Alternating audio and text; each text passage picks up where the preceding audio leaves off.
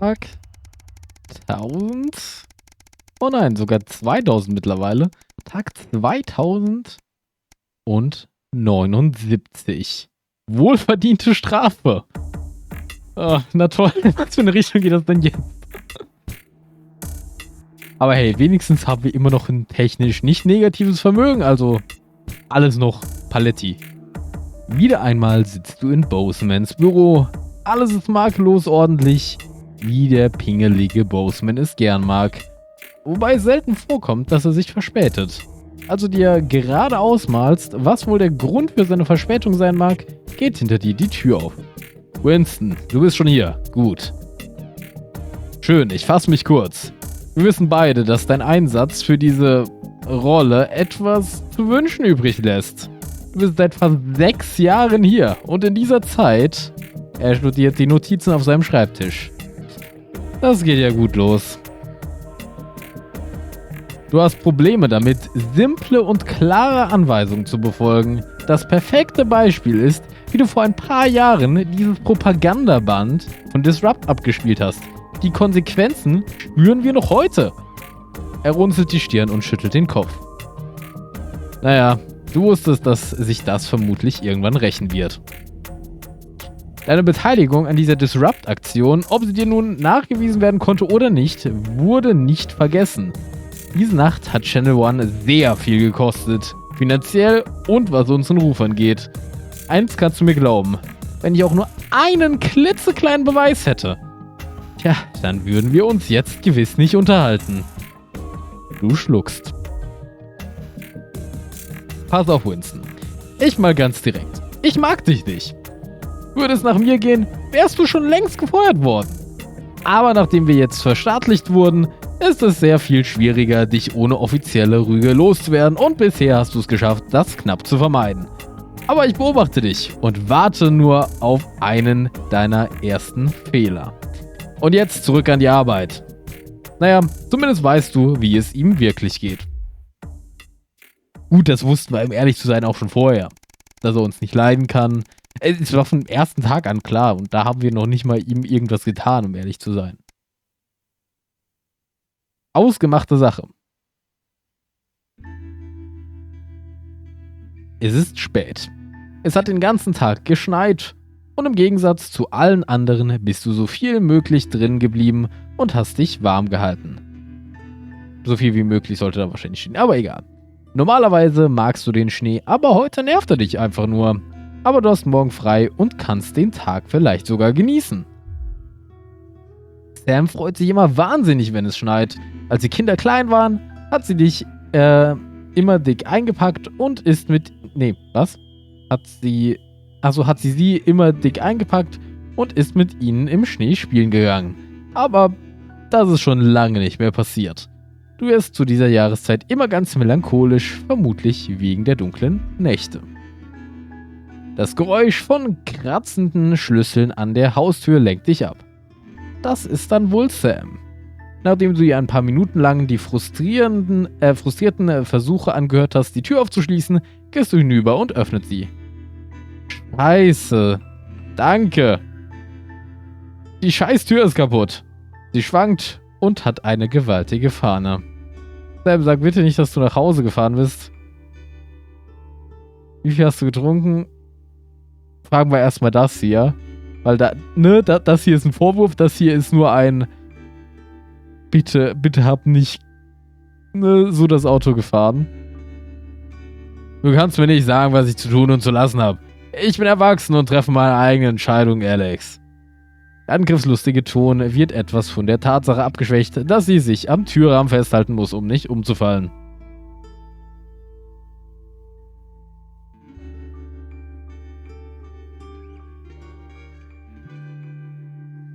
Es ist schwierig. Ich will halt nicht aggressiv jetzt rüberkommen gegenüber ihr. Also nicht aggressiv, sondern ein besseres Wort wäre wahrscheinlich angriffslustig. Das ist wahrscheinlich nicht die beste Idee. Aber ich glaube, sonst dringt das halt nicht so ganz durch.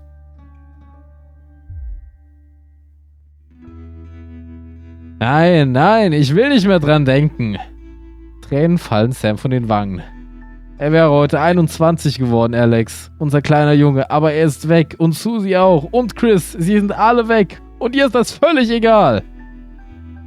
Mir ist nicht egal, Sam. Ich stelle nur nicht immer mich in den Mittelpunkt.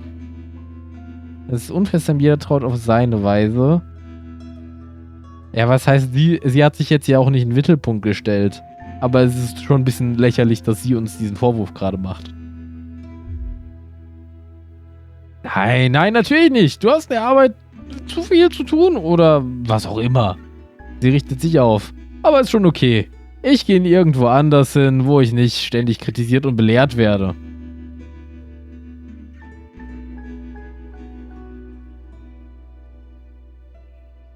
Wenn wir das jetzt sagen, dann geht's erst recht. Versuchen wir wenigstens irgendwie, ne, sie sicher irgendwo anders hinzubringen, wo auch immer sie hin will. Gut, dann halt kein Taxi. Aber Autofahren kannst du so auch nicht mehr, ne? Aber naja. Und zu deiner Entscheidung schlägt Sam nach dir. Sie ist ganz offensichtlich zu betrunken, um noch klar zu denken, aber du bist so überrumpelt, dass du nach hinten taumelst. Was? Dass du nach hinten taumelst? Als eine Faust unkontrolliert deine Wange trifft. Wow. Du bist eher geschockt als verletzt.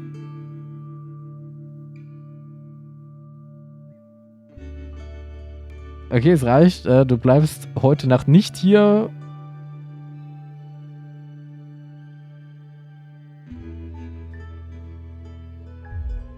Sagen wir das.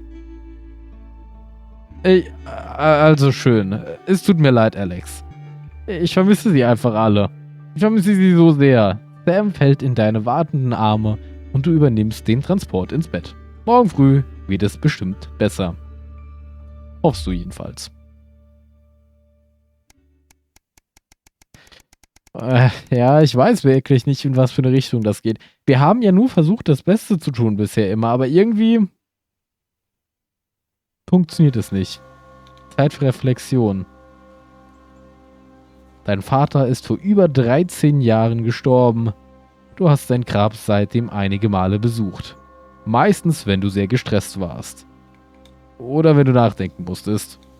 Oder wenn du einfach ein klein wenig Ruhe und Stille gebraucht hast. Das ist heute nicht anders. Sam legt dir tröstend die Hand auf die Schulter. Du bist froh, dass sie noch an deiner Seite ist. Sam einfach nur an deiner Seite zu haben, macht schon alles leichter. Ein Rabe kräht, als er sich in die Luft schwingt. Eltern sollten ihr Kind nicht begraben müssen. Vor allem nicht Charlie, der nie die Chance hatte, erwachsen zu werden. Er hatte so viel Potenzial, so viele Träume. Es gab so viel, was er tun wollte. Es ist einfach nicht fair. Wenn du es doch nur ändern könntest. Susie, die arme Susie. Du würdest alles geben, um sie wieder zu haben, wenn auch nur, um mit ihr zu streiten. Sie wollte doch einfach nur die Welt kennenlernen, so neugierig, so voller Leben. Bis zur Befreiungsnacht. Die hat alles verändert. So viele Leben wurden zerstört. Dein Verhältnis zu Chris war immer etwas angespannt gewesen. Aber das hätte nicht verdient. Hättest du, was? Hättest du, was? Dem nicht den Pass gegeben? Hättest du ihm nicht deinen Pass gegeben, wäre er in Sicherheit gewesen. Und Sam war damals noch so glücklich darüber. Man weiß nie, wie eine Entscheidung endet.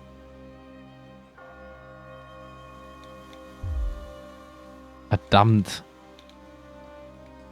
Deine Mutter ins Übergangszentrum zu bringen, war eine schwierige Entscheidung. Vielleicht die schwierigste in deinem ganzen Leben. Du weißt immer noch nicht, ob es die richtige Entscheidung war. Aber wenigstens leidet sie jetzt nicht mehr. Und wenigstens sind sie und dein Vater jetzt zusammen, was auch immer als nächstes geschieht. Es wäre aber schön, sie hier bei dir zu haben. Du wendest dich ab und gehst zu deinem Auto. Man kann das Leben nicht kontrollieren. Was passiert, wer lebt, wer stirbt. Man kann nur weiterleben und abwarten, was einem als nächstes entgegengeschleudert wird. Ist das Leben nicht einfach eine Abfolge von kleinen Entscheidungen, die uns definieren? Und wir wissen nie, welche Entscheidungen uns in eine Richtung führen und welche uns hierher führen. Da kommt die richtige Depri-Stimmung auf.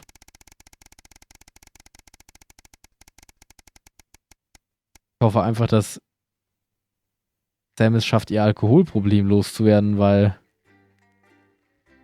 Ne? Auch das kann einen dorthin bringen an diesen Ort. Und das wünsche ich ihr wirklich nicht.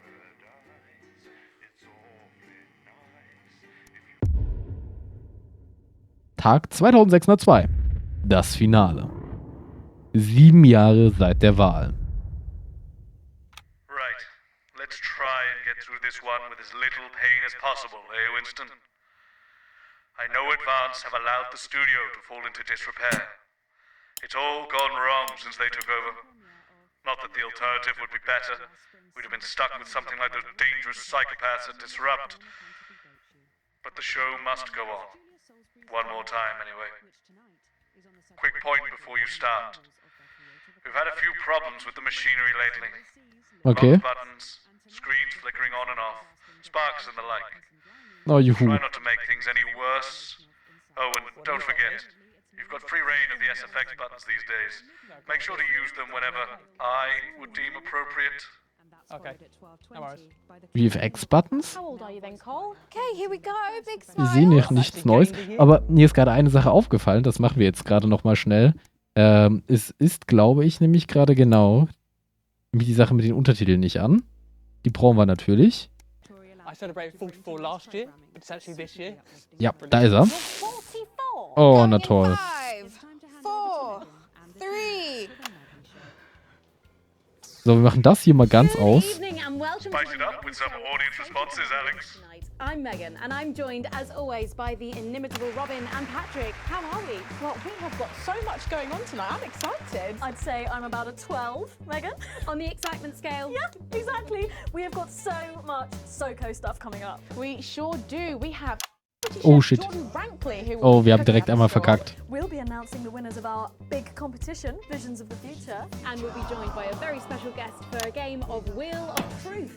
And I'll even be Oh showing you nein, how to make oh your nein, own das ist auch Tuesday kacke. gifts. We've got all of that and so Ist much gelockt more gerade. tonight on the Nightly Show. The fight is not over. We have grieved our loss, and we have hardened our hearts. We have lived with death, and we no longer fear it. There is no price too great for liberty. I can be Aber ich hatte mit der Advance-Sache eventuell recht. Ich meine, wenn selbst unser Boss jetzt mittlerweile der Meinung ist, dass Advance eine schlechte Idee war. Truth is like that. Irresistible. We're back, and we're only getting started. Ich weiß nicht, ob es eine kluge Idee ist, aber ich habe es jetzt einfach mal getan. But first, we know you love them, so Robin's Ich habe going to übrigens give us gerade an update verkackt. on our lovely Nightly Show pets in Pet Corner. Fine, suit yourself. Well, Oh, Megan, fuck. first up we have Ja, our diesmal verkacken wir hamster richtig. Lord Cheeks. Now, he's a squat winter grey with the scientific name Adipem stultus, and he lives here with us in this cage. Hamsters love hoarding, and they actually have special pouches in their cheeks for storing food. He loves carrots, apples, and chewing tobacco.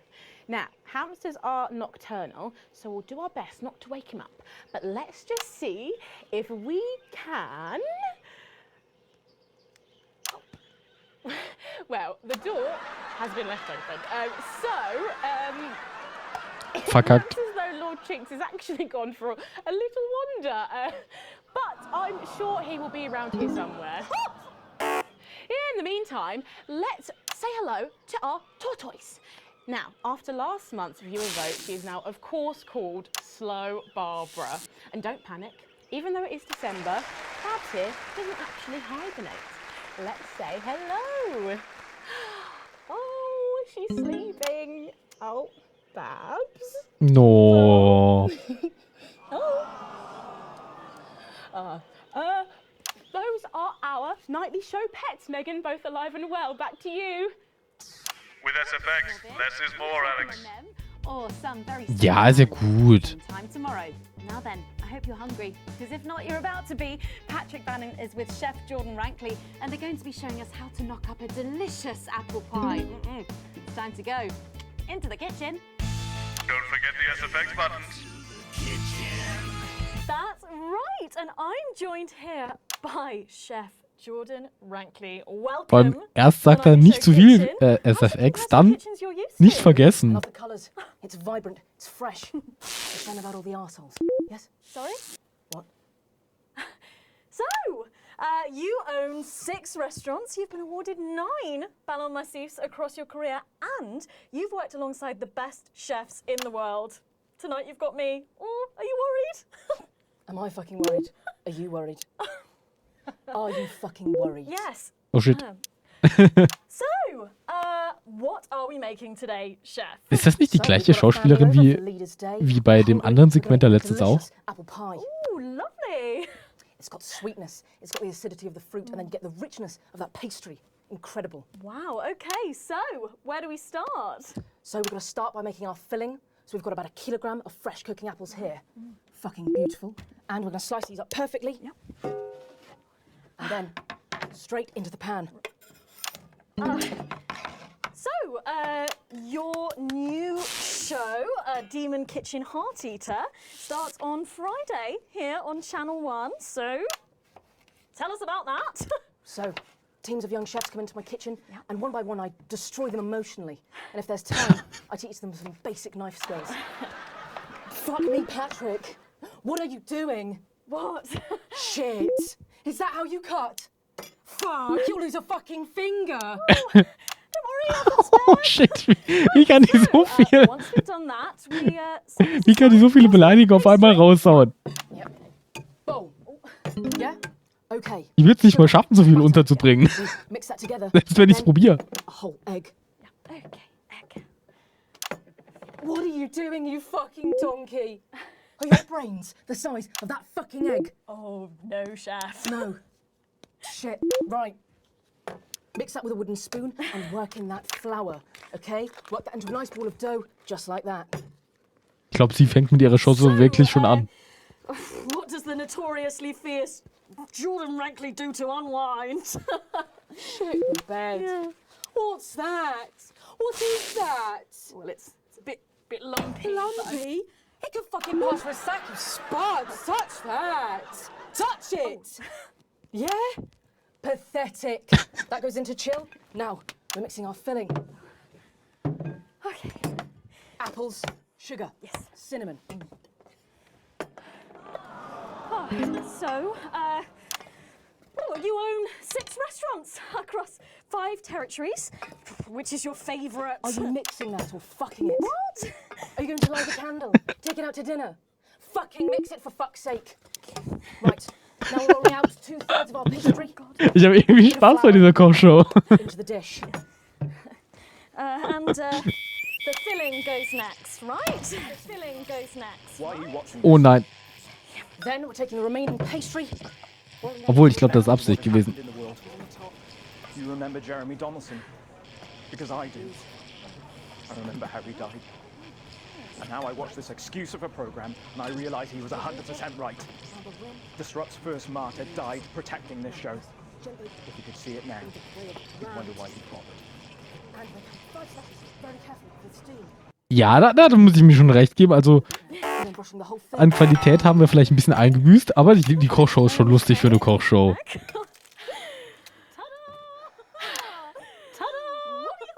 Oh, wir haben die Effekte wieder falsch rum. You, come here, you. That's a disgrace. I'd rather jam my eyeballs up my fucking arse than look at that.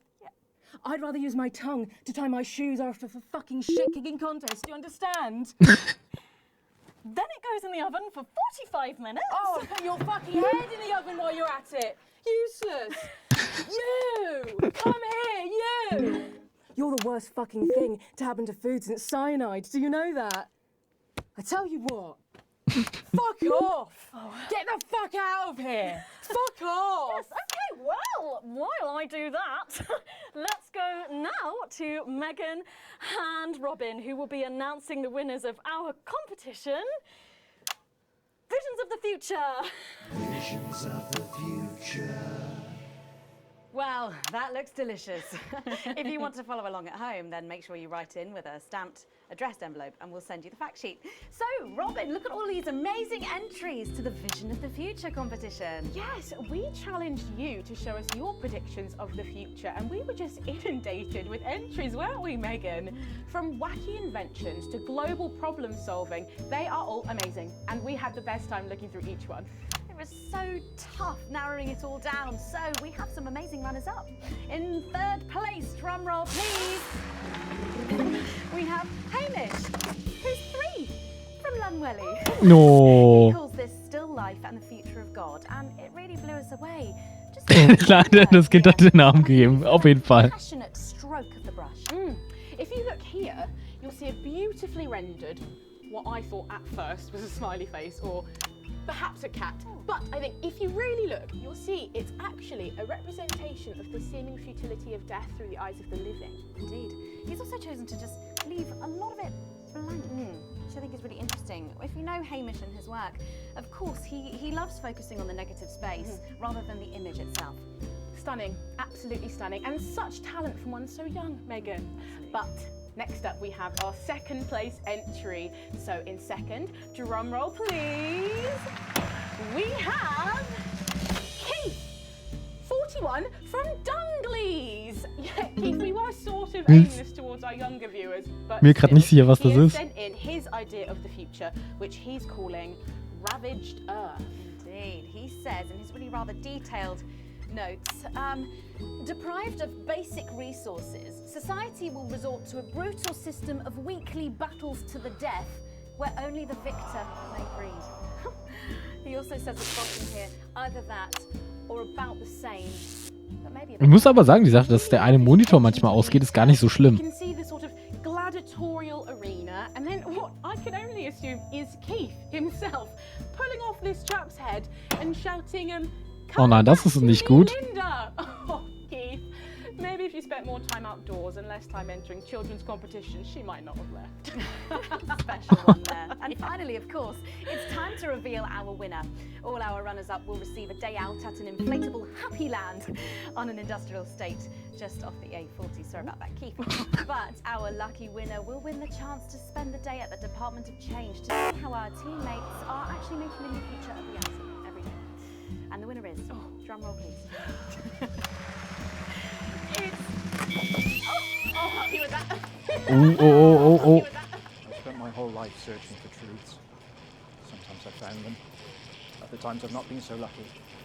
Ich meine, ich weiß, wir wissen wirklich nicht, ob wir Disrupt glauben können, aber ganz ehrlich, we're in too deep.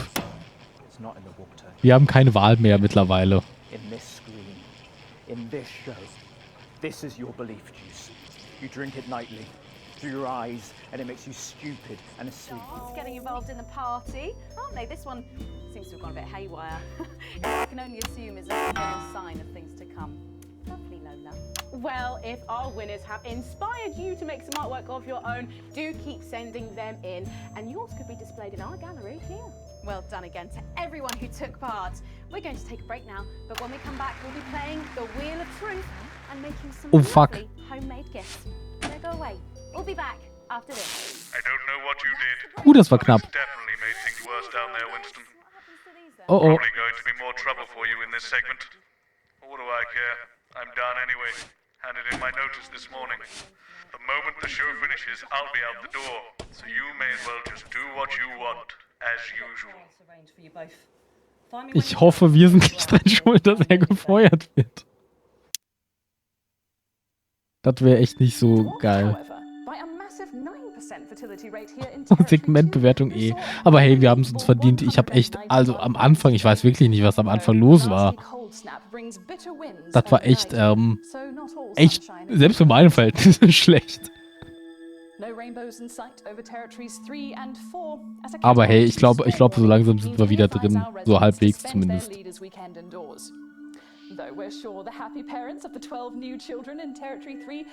Aber ich glaube, die haben da jetzt eine sehr, sehr komische neue Sendung drin. Tagesmeldung. Weird. Next, this front of warm smiles heads across. Aber schauen wir mal, was hier drüben so abgeht. It's bad out there. We're being stretched again. I've had to use a high-pass filter. It's a revolution, Colin. Well, can you ask them to keep it down a bit? Jenny, where's Glyn? Can we get him out here? I'm not sure about this grandma one. Oh, he's writing with our other guest at the moment. I just wouldn't say grandma. Grandmother? Yes, grandmother's arsehole. That's much better. Oh, okay, everyone, if I could have your attention, please. Sarah just needs a word. Apparently there's been some sort of disturbance near the studio. Now, I'm sure it's nothing to worry about, but I wanted to let you know that I've asked for extra security and they're already on their way. Thanks, Sarah. Okay, 10 seconds, so positions and pose. Okay, this time you've said it. Laughing, and we're going in 5, 4, 3. A bit more audience reaction would be nice, Alex. I'm sorry, we were just saying we can't wait to taste Patrick's pie. Ja, ist ja gut. Hier hast du deine Audience Reaction. Here it is, fresh out the oven. Oh, well, it does look amazing. Jordan, how did our Patrick do? Well, let's just say that pie's got more crust than my grandmother's arsehole. Well, thank you for that. Well, come on, try it. Dig in. Yeah. Okay. Whew. Oh my god. Oh lord. Ja, scheint super zu schmecken. Oh, that's really something, Patrick. That's delicious. But now you better go and get ready for that next feature. Every night we play a game of Wheel of Truth with our celebrity guests.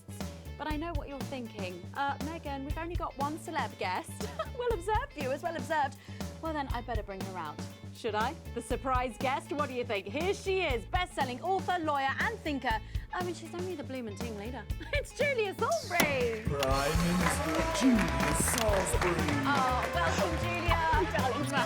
Oh, so good to see you. Oh, Megan, you look incredible. Stop it. I was just about to say the same thing. Now, don't get too comfortable. It's time to head over Oh, to Robin oh, and Patrick. Ich glaube, das war ein bisschen früh.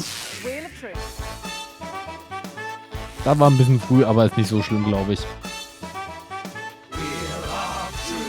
That's right, it's that part of the show where we pit our celebs against each other to see if we can break them. That's right, Robin. They're going to spin the wheel to pick a round, and it could be anything from box of flies to slap my face. They really have no idea what's in store. So up first we have Jordan. Let's give it a spin. Yeah, here we go. Die vierte Kamera, sehr schön. Ich stelle mir gerade einfach den Kameramann davor. Okay, let's see what you've landed on. Okay, it's fact or fib.